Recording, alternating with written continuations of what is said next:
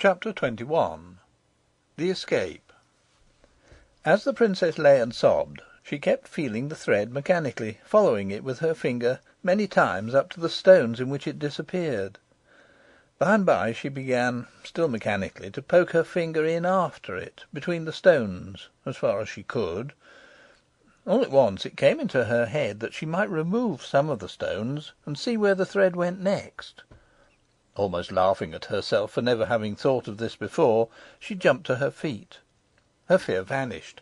Once more she was certain her grandmother's thread could not have brought her there just to leave her there, and she began to throw away the stones from the top as fast as she could, sometimes two or three at a handful, sometimes taking both hands to lift one. After clearing them away a little, she found that the thread turned and went straight downwards.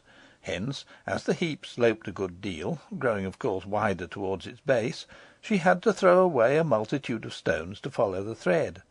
But this was not all, for she soon found that the thread, after going straight down for a little way, turned first sideways in one direction, then sideways in another, and then shot at various angles hither and thither inside the heap, so that she began to be afraid that to clear the thread she must remove the whole huge gathering.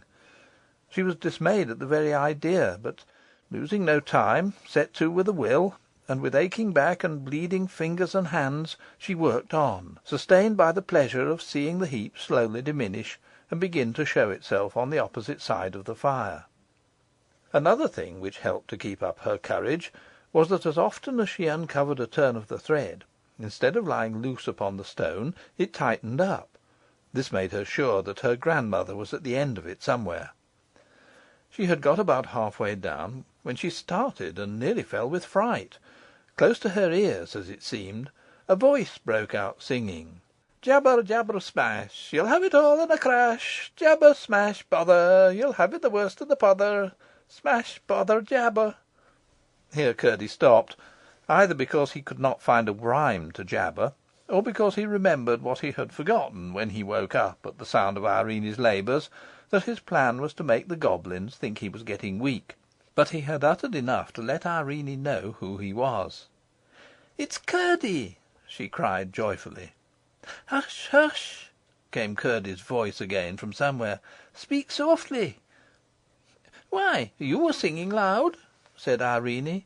"Yes, but they know I am here, and they don't know you are. Who are you?" "I'm Irene," answered the princess. "I know who you are quite well. You're Curdie." "Why, however did you come here, Irene?" "My great great grandmother sent me, and I think I've found out why. You can't get out, I suppose?" "No, I can't. What are you doing?" "Clearing away a huge heap of stones." "There's a princess!" exclaimed Curdie in a tone of delight, but still speaking in little more than a whisper. "I can't think how you got here, though." "My grandmother sent me, after her thread." "I don't know what you mean," said Curdie. "But so you're there, it doesn't much matter." "Oh yes, it does," returned Irene. "I should never have been here but for her." "You can tell me all about it when we get out, then. There's no time to lose now," said Curdie. And Irene went to work, as fresh as when she began. "There's such a lot of stones," she said. "It will take me a long time to get them all away." "How far on have you got?" asked Curdie. "I've got about the half away, but the other half is ever so much bigger." "I don't think you'll have to move the lower half. Do you see a slab laid up against the wall?" Irene looked and felt about with her hands, and soon perceived the outlines of the slab. "Yes," she answered, "I do." "Then I think," rejoined Curdie, "when you have cleared the slab about halfway down, or a bit more, I shall be able to push it over." "I must follow my thread," returned Irene, "whatever I do." "What do you mean?" exclaimed Curdie. "You'll see when you get out," answered the princess, and went on harder than ever. But she was soon satisfied that what Curdie wanted done and what the thread wanted done were one and the same thing. For she not only saw that by following the turns of the thread she had been clearing the face of the slab, but that, a little more than halfway down, the thread went through the chink between the slab and the wall into the place where Curdie was confined. so that she could not follow it any farther until the slab was out of the way. As soon as she found this, she said in a right joyous whisper, "Now, Curdie, I think if you were to give a great push, the slab would tumble over." "Stand quite clear of it, then," said Curdie, "and let me know when you are ready." Irene got off the heap and stood on one side of it. "Now, Curdie!" she cried. Curdie gave a great rush with his shoulder against it. Out tumbled the slab on the heap, and out crept Curdie over the top of it. "You've saved my life, Irene," he whispered. "Oh, Curdie, I'm so glad.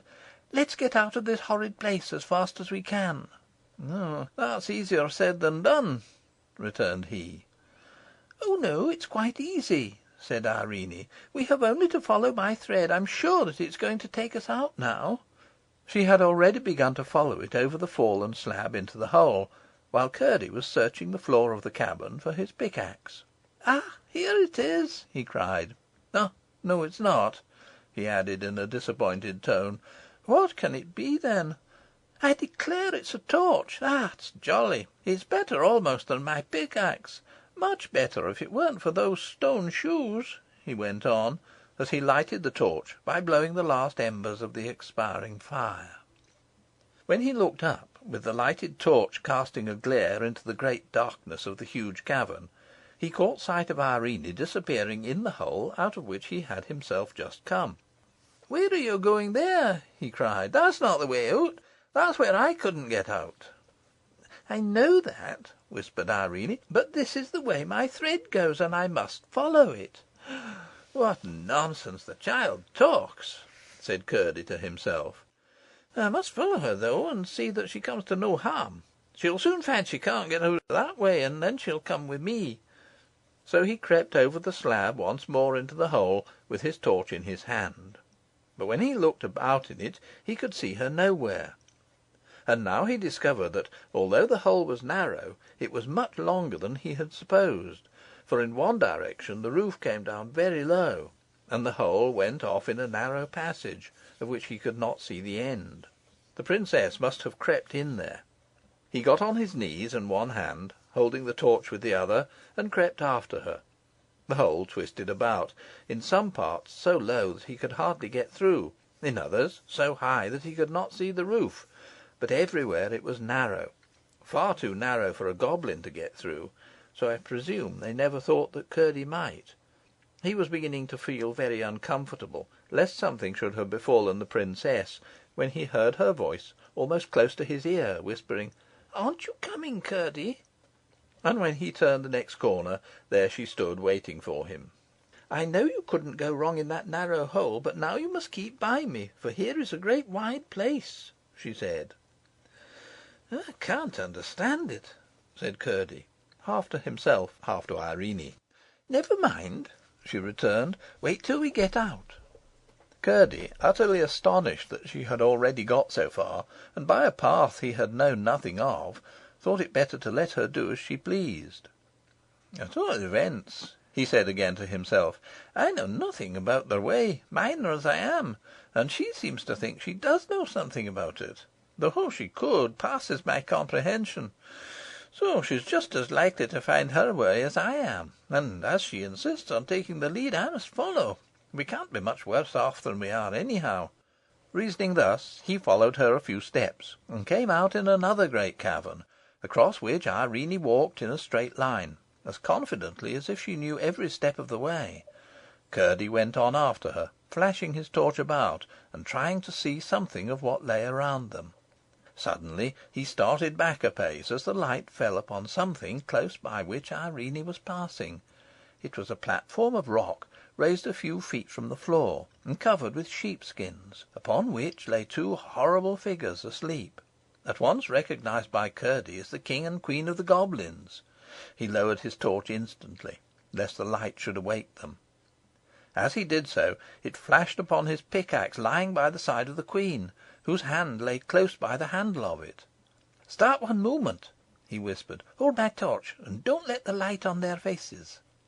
Irene shuddered when she saw the frightful creatures, whom she had passed without observing them. But she did as he requested, and turning her back, held the torch low in front of her. Curdie drew his pickaxe carefully away, and as he did so spied one of her feet projecting from under the skins. The great clumsy granite shoe, exposed thus to his hand, was a temptation not to be resisted. He laid hold of it, and with cautious efforts drew it off. The moment he succeeded, he saw to his astonishment that what he had sung in ignorance to annoy the Queen was actually true.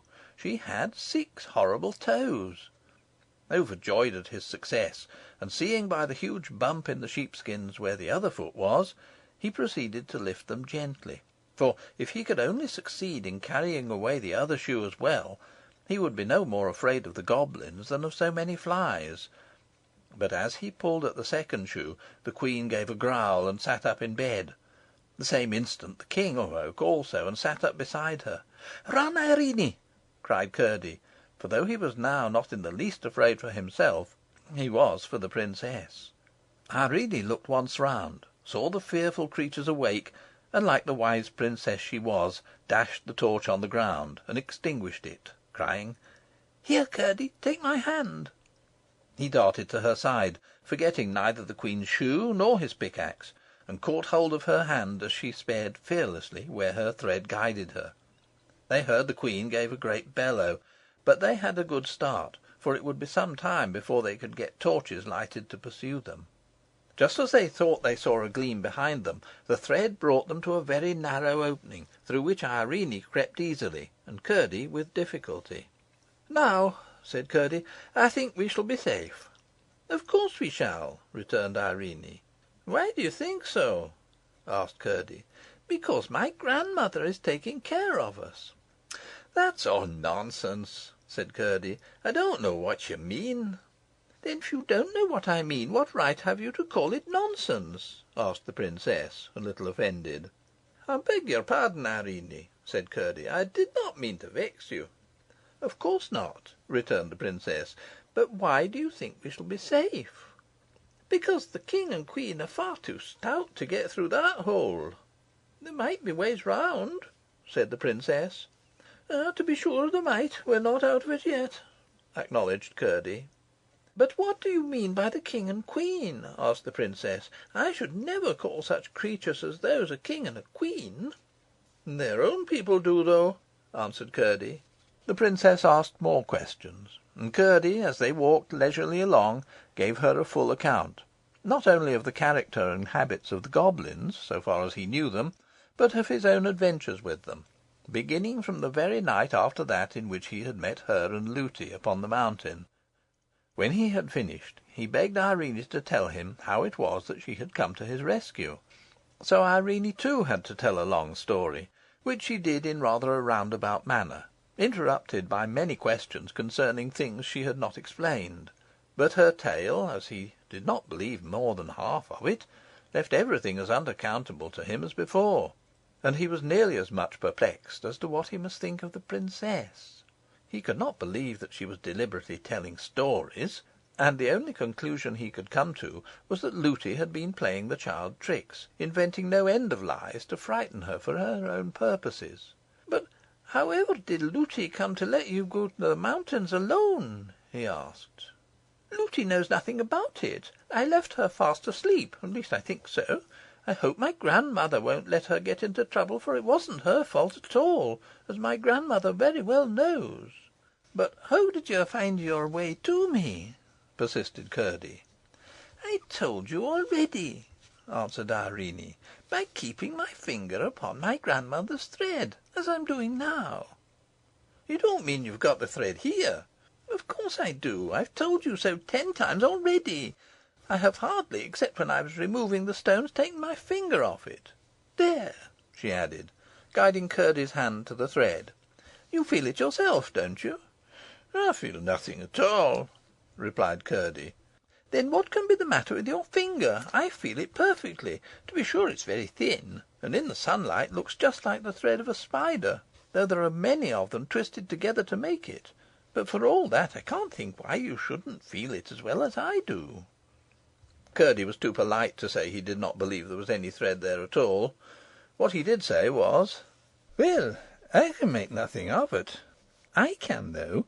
And you must be glad of that, for it will do for both of us." "We're not out yet," said Curdie. "We soon shall be," returned Irene confidently.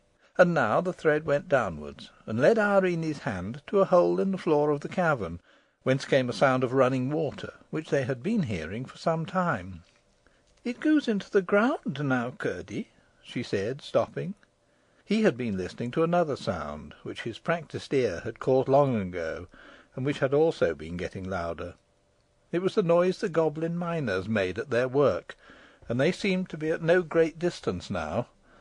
Irene heard it the moment she stopped. "What is that noise?" she asked. "Do you know, Curdie?" "Yes, it is the goblins digging and burrowing," he answered. "And you don't know what they do it for?" "No, I haven't the least idea. Would you like to see them?" he asked, wishing to have another try after their secret. "If my thread took me there, I shouldn't much mind, but I don't want to see them, and I can't leave my thread. It leads me down into the hole, and we'd better go at once." "Very well. Shall I go first?" said Curdie. "No, better not. You can't feel the thread," she answered, stepping down through a narrow break in the floor of the cavern. "Oh!" she cried, "I'm in the water. It's running strong, but it's not deep, and there is just room to walk. Make haste, Curdie." He tried, but the hole was too small for him to get in. "Go on a little bit," he said, shouldering his pickaxe. In a few moments he had cleared a larger opening, and followed her. They went on, down and down with the running water, Curdie getting more and more afraid it was leading them to some terrible gulf in the heart of the mountain. In one or two places he had to break away the rock to make room before even Irene could get through, at least without hurting herself. But at length they spied a glimmer of light, and in a minute more they were almost blinded by the full sunlight, into which they emerged. It was some little time before the princess could see well enough to discover that they stood in her own garden, close by the seat on which she and her king papa had sat that afternoon. They had come out by the channel of the little stream. She danced and clapped her hands with delight. "Now, Curdie," she cried, "won't you believe what I told you about my grandmother and her thread?" For she had felt all the time that Curdie was not believing what she told him. "There, don't you see it shining on before us?" she added. "I don't see anything," persisted Curdie. "Then you must believe without seeing," said the princess, "for you can't deny it has brought us out of the mountain."